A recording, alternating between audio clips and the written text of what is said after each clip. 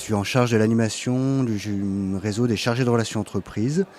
J'interviens également sur un certain nombre d'actions qui conjuguent insertion et recrutement, et notamment sur le dispositif des clauses insertion.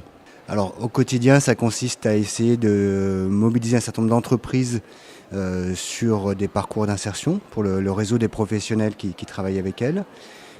Et ça consiste à promouvoir les clauses d'insertion des marchés publics auprès des maîtres d'ouvrage de l'agglomération. Donc aujourd'hui, il y a une trentaine de maîtres d'ouvrage qui sont engagés dans cette démarche-là. Les clauses d'insertion, ça permet à des personnes de retrouver un emploi en fixant des objectifs d'insertion professionnelle à des entreprises classiques qui répondent à des marchés.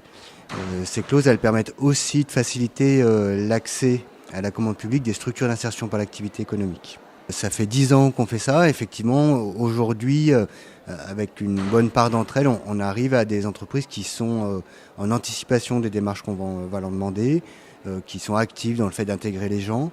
Alors il y a encore beaucoup de travail à faire, mais les choses commencent à bien se tourner, effectivement.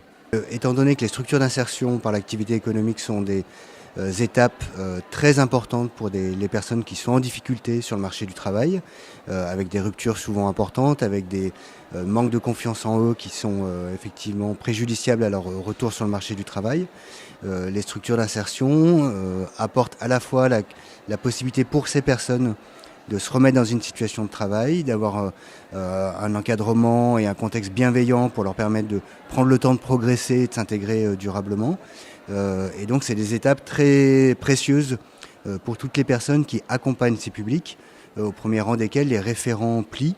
Voilà, d'où l'idée de faire rencontrer les référents et les structures d'insertion, d'autant que les structures d'insertion, ce sont des structures qui, à des degrés divers, sont dans le champ concurrentiel, sont dans l'activité économique, comme leur nom l'indique, et que de ce fait, elles ont des évolutions en termes de postes de travail proposés, de contexte de travail ou d'exigences de travail qui peuvent évoluer.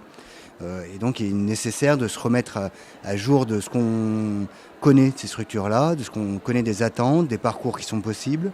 On est aujourd'hui sur une nouvelle programmation du PLI, donc la programmation 2015-2020, si je ne me trompe pas, avec une reconduction au contraire des financements européens, même sur une enveloppe qui me semble qui est un peu plus importante. Et que ce soit hier ou aujourd'hui, on a toujours une contribution métro qui est là, et une contribution des communes et des CCAS qui portent les structures où sont les professionnels. Donc je dirais que la maquette financière de financement des postes qui sont soutenus dans le cadre du PLI n'a pas changé.